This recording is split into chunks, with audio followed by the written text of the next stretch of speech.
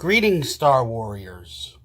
Welcome to part 2 of my fair and unbiased review of Solo, a Star Wars story. I will begin where we left off from part 1. Now, Han and Qi'ra are in the Corellian Control Zone Customs Building. I'm assuming I do not have the companion book yet. I'm assuming that's what it's called. Lady Proxima's thugs and the Imperials are looking for them. They're randomly stopping people saying, show me your ID, show me your ID. So, Qi'ra and Han sneak onto a line. They meet an Imperial customs/immigration officer, a lady. By the way, once again, all the Imperial officers, they're all from the same city in the galaxy. They all have the same posh British accent. No originality, How about an Imperial with a French accent, or an American accent, or a Middle Eastern accent? The Empire stretched for billions, stretched for millions and millions of planets, and yet all the Imperial officers come from the same neighborhood. Whatever. Moving on. The British Imperial officer with her British accent says, show me your ID cards. Han is funny, we don't have them. We do have this. Qi'ra shows the vial of the hyperspace fuel. They claim it's worth at least 800 credits, while earlier they said it was worth 5 to 6. When Han first showed Qi'ra the vial. Anyhow, Han's like, let us through, and it's yours. And she's like, the vial first. And there's a brief standoff. The thugs, Lady Proxima's thugs, are getting closer and closer. Oh, by the way, I forgot to point it out in part 1, we keep getting close-ups of Han's lucky dice. And earlier in the movie, Han gave the lucky dice to Qi'ra for, obviously, good luck. So anyway, the standoff, Han was like, give it to her. Do it. Qi'ra puts the vial in it's like like when you pull up to a bank teller machine. There's a little, like when you go to a bank, drive-through of a bank, there's a door that opens up so you can put material through it. Qi'ra puts the vial of hyperspace fuel into the tray. The Imperial officer opens up a door like a gate. Han goes through. Qi'ra's right behind her. All of a sudden, 2 of Proxima's thugs grab Qi'ra, and the door closes between Han and Qi'ra, and Han's pounding on the glass, Kira's pounding on the glass. We see a close-up of the Han's lucky dice wrapped around Qi'ra's hand. There's a chain that connects the 2 dice. And they're banging on the glass, and the 2 thugs haul her away. Han, of course, is shouting, Qi'ra, I'll come back, I promise.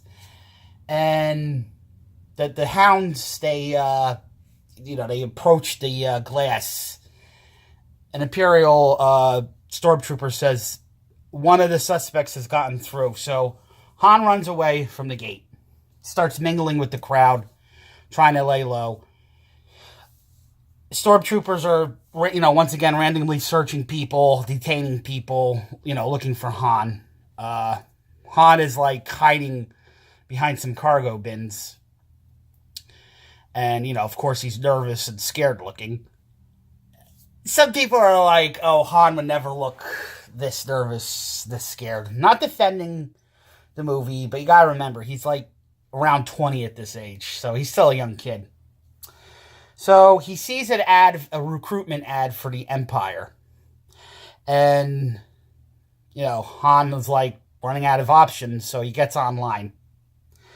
And he goes, is this the line where I become an Imperial pilot? And an Imperial recruiting officer, once again, British accent, is like, well, most recruits go into the infantry. But if so Han's like, I want to be a pilot. The custom agent's like, why? So I can come back here as soon as I can. And the Imperial recruitment agent's like, okay, whatever. So he goes, first name. Han says Han. Last name, and then he says last name. And Han blanks. And so he goes, you have a last name. Who are your people? Han's like, I don't have any more people. I'm just on my own. So the Imperial recruitment officer rolls his head back and thinks, Han Solo. And he types in his name on like some computer terminal. And some kind of like a key card, whatever, comes out. And he goes, okay, Han Solo, you've been approved. You will go to the Imperial Flight Academy on Karita. We'll have you flying in no time. And he hands off the pass to Han. So thus concludes Act 1 of Han Solo. Now, a lot of people are upset that Solo is not Han's actual last name. Maybe he was hiding his real actual name because he obviously doesn't want to get contained. I'm sure he's not like Rey. I'm sure he knows what his last name is. He even talked about, and later in the movie, Han talks about his father, his actual father, not a stepfather or whatever. So that's how Han got his last name. The Imperial recruitment officer gave it to him. Now, what do I think of the first act? Do I like the way Planet Corellia looks? Yes, it's an industrial planet. It's basically the Detroit of the galaxy. They make ships there, heavily industrialized. The opening scenes take place like at a port facility, an actual port, like a water port. They have container cranes for container ships. We even see a container crane walking across the water as if it were an AT-AT. So yeah, did I like the opening act? Yes, I did. Now, personally, this kid playing Han, he looks nothing like Harrison Ford. I'm sorry, he doesn't. I do not see a resemblance. He doesn't even look like if Han had a brother. He doesn't even look like a brother if he had a brother. I'm sorry, but they did a poor job of casting for Han. They should have went with their original choice. They should have went with Anthony Ingruber. Anthony Ingruber looks 90% like Harrison Ford. They should have went with him. And I would have liked this movie a whole lot more if they did. I'm not saying Alden Ehrenreich's performance was terrible. I'm not saying it was great. It was okay.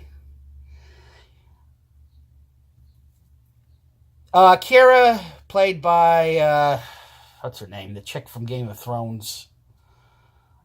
Her name escaped. Emilia Clarke. Fine, fine actress. She's not as good as, say, a Margot Robbie, but she's fine. She's fine. She done all her performances well. Easy on the eyes too. I mean, she actually looks like a lady. Rey, Daisy Ridley, I'm sorry. You look like a young boy. I'm sorry. I'm not saying that's a bad, horrible thing, but you don't come off as warm. You come off as cold and stern. Kira, who's actually playing more of a scoundrel type than Rey, she's more feminized, more of a warm type of person. Lady Proxima, the design, it was okay. I believe she was a computer-enhanced practical effect. Lady Proxima's, I forgot the character's name, but Lady Proxima's alien guard, yeah, he looked okay too. The speeder Han stole, the M68, I believe it's called. It looked like, it kind of looked like an old Ford Falcon. That's what they were going with. It was an okay design. I like Luke's land speeder better. It's more asymmetrical. Han speeder, it's like the left side is like the right side is like half a circle, and the left side is like a straight line. It's like it doesn't look balanced.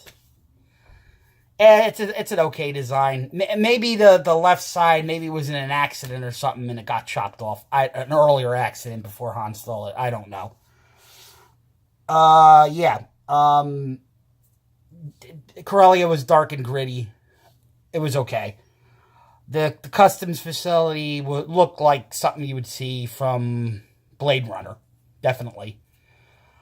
The thugs... The thug speeder that was chasing Han and Kira, okay design, nothing against it. Looked very utilitarian, had a space for the tracking hounds. So yeah, thus concludes part 2 of this review and finishing the first act of the movie.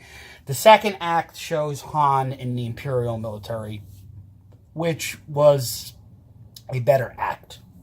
So, give this video a like, subscribe, ring that notification bell, and as always, live long, and may the Force be forever in your favor.